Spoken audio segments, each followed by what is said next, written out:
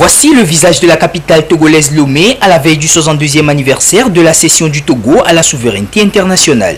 Dans plusieurs grandes artères et places publiques comme ici au rond-point de la Colombe de la Paix ou encore à la place du Palais des Congrès, les décorations sont toutes aux couleurs du pays pour l'occasion.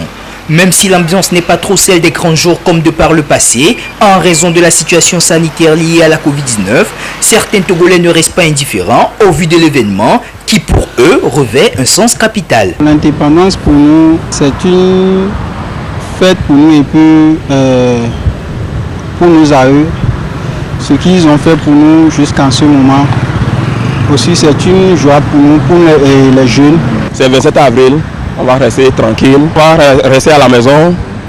Si on va trouver quelque chose, on va préparer avec les enfants. L'État aujourd'hui est togolais souverain et indépendant, puisque nous avons un président togolais, des ministres togolais, un premier ministre togolais, un parlement togolais. Pour ces Togolais, après 62 années d'indépendance, l'on note beaucoup d'avancées sur plusieurs plans. Néanmoins, beaucoup reste encore à faire pour se débarrasser totalement du joug de la colonisation. Pour cela, le gouvernement tout comme les populations ont un rôle à jouer. Les jeunes aussi ont besoin du travail à faire.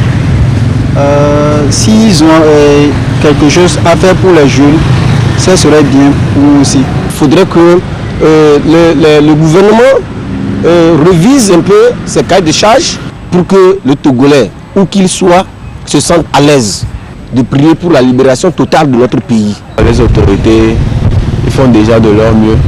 Du coup, je vais juste dire force à eux de continuer dans la même perspective. Je aimerais dire qu'ils investissent plutôt dans l'éducation de la jeunesse. Dans le cadre des festivités devant marquer ce 62e anniversaire de l'indépendance du Togo, le président de la République procédera ce mardi au rallumage de la flamme de l'indépendance, symbole de la liberté obtenue par les héros nationaux. Puis l'on assistera au grand défilé militaire dans la journée du mercredi.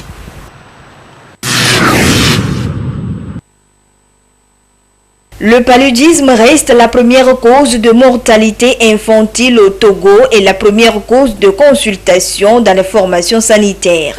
C'est dire que cette maladie caractérisée le plus souvent par la fièvre, les maux de tête, les courbatures, continue de menacer la population togolaise et constitue un véritable problème de santé publique, tout comme dans la plupart des pays en Afrique.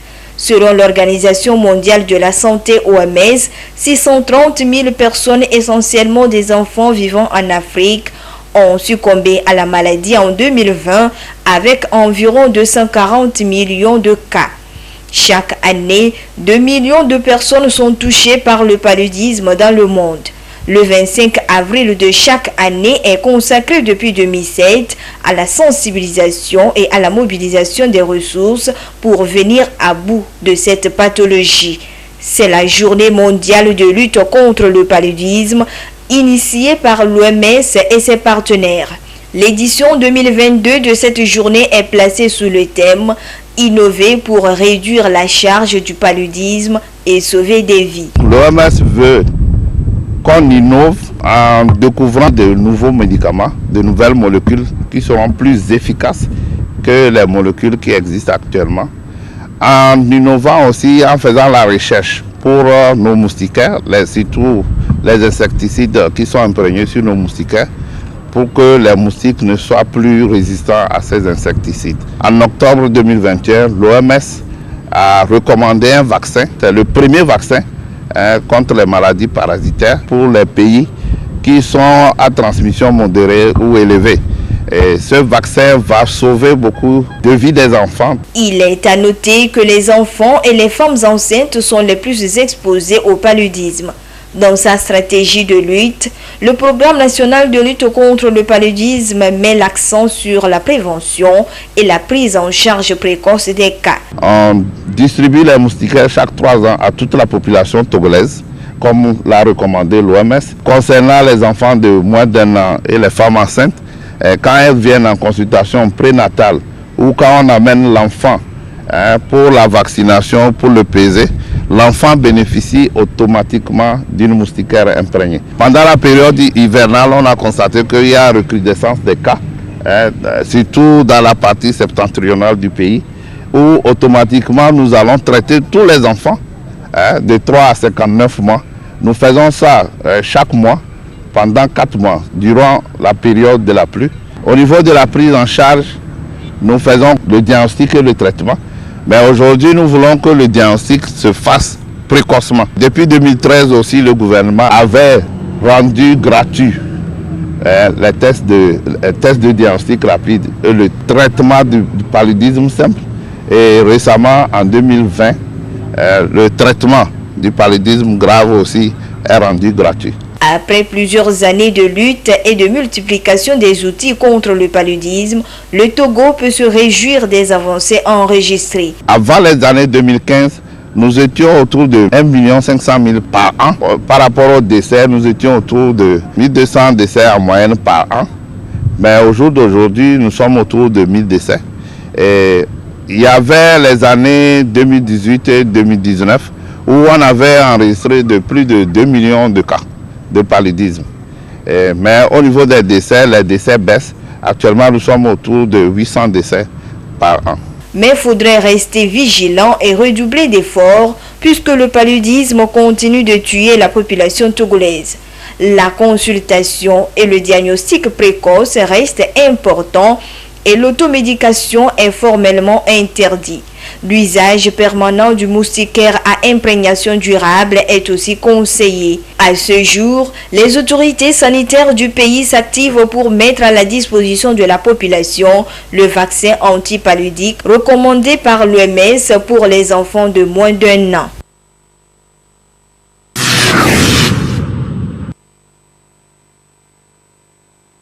Assister les plus nécessiteux afin de leur permettre d'avoir le nécessaire durant ce mois béni de Ramadan, tel est l'objectif visé par cette action humanitaire. C'est une action qui s'inscrit dans le cadre du projet de solidarité sociale initié par la Fondation Mohamed VI des oulémas africains, section Togo. Ces kits sont composés de bidons d'huile, de sacs de riz, de sucre et de boîtes de tomates. Un don du roi Mohamed VI du Maroc qui est le fruit de la collaboration étroite entre le Togo et le royaume chérifien. Pour les premiers responsables de la section Togo de la Fondation Mohamed VI, ce geste au-delà d'une simple action humanitaire s'inscrit surtout dans la ligne droite de l'un de ses objectifs principaux, celui de la promotion des valeurs de partage telles qu'enseignées par l'islam. La section Togo a eu sur elle la consigne de la Fondation Mère. Et comme à l'habitude de la tradition de cette fondation, elle fait des dons. Et spécifiquement, nous nous situons dans le cadre du Ramadan 2022 où la tradition est répétée. Cette solidarité s'étend sur le plan sanitaire. Au-delà de la spécificité des bénéficiaires qui sont musulmans, nous soutenons aussi les non-musulmans. Comme autre action encore, nous regardons sur le plan environnement, sur le plan salubrité publique et autres. Pour les bénéficiaires, la joie est plus qu'immense. Occasion saisie par ces derniers pour témoigner leur gratitude aux donateurs. Ce cadeau peut servir à combler certains trous dans nos familles, c'est-à-dire subvenir à certains besoins. Nous remercions la Fondation Mohamed VI et nous remercions le roi Mohamed VI du Maroc pour le geste, et de même le chef de l'État, son Excellence Fort Eswazima Nyasingbe, pour son sens de partenariat.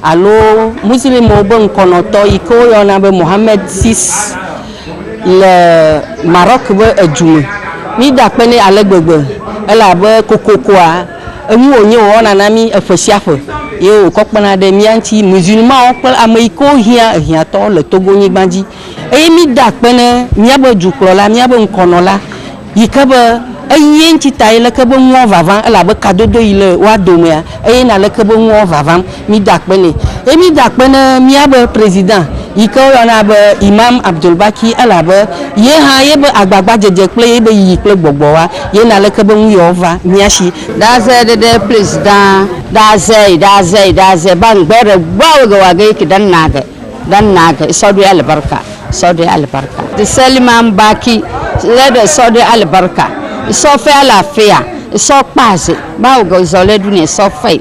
La Fondation Mohamed VI, pour sa part, ne compte pas s'arrêter là. D'autres actions sont également prévues à l'intérieur du pays dans les jours à venir. Nous sommes autour de 70 kits. Nous allons au-delà de 200 et c'est sur toute l'étendue du territoire. Notons que la Fondation Mohamed VI des oulémas africains est une association qui a pour objectif la promotion des valeurs islamiques et le développement de la coopération entre les États.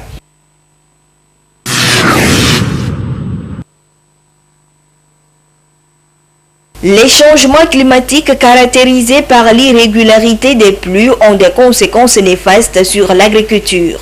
Et face à cette situation, il urge de prendre des mesures alternatives pour faire face à ces aléas climatiques.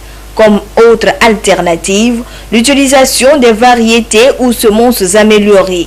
Ces semences améliorées varient selon les spéculations et sont recommandées aux paysans pour réussir leurs activités champêtres et accroître les rendements agricoles.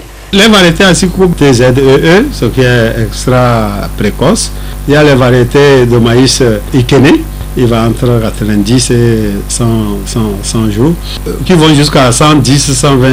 Et donc la variété ACR par exemple. Mais celles à cycle intermédiaire là sont plus nombreuses, hein, bon, ou bien plus utilisées. Il y a Obatampa, il y a Sotobaka qui sont aussi des variétés qui sont assez intéressantes. Quand tu veux semer, il faut savoir ce que tu sèmes. Et il faut connaître le cycle de ce que tu sèmes. Et il faut connaître la saison aussi. Quand tu prends une variété, il faut savoir combien de temps elle dure. Et maintenant, quand tu la sèmes là, tu sais que d'ici combien de temps il y aura une sécheresse. L'autre étape aussi à ne pas négliger, c'est l'entretien des champs et l'utilisation des intrants agricoles. Tout ce processus appelé itinéraire technique est important et primordial pour les paysans. Ça, le choix de variété, c'est important. Mais le traitement de la variété pour qu'elle y arrive, c'est ça les itinéraires techniques. Les semences certifiées, ça c'est une bonne chose. Dès que tu sais, il faut déjà penser à pouvoir sarcler dans les 2-3 semaines maximum. Parce que la plante a besoin, le maïs a besoin, à partir de 15 jours, qu'on lui donne une force. Ou bien tu apportes l'engrais, la fumure organique, c'est-à-dire le fumier. Au bout de 4 jours, après le semis, si je prends toujours le maïs, la levée commence. Des poquets qui n'ont pas, où ça n'a pas poussé, il faut ressemer rapidement. La mise en application de ces conseils permettra aux producteurs d'avoir de bons rendements agricoles. Les paysans sont donc invités à se rendre au niveau des services techniques pour bénéficier des conseils pratiques.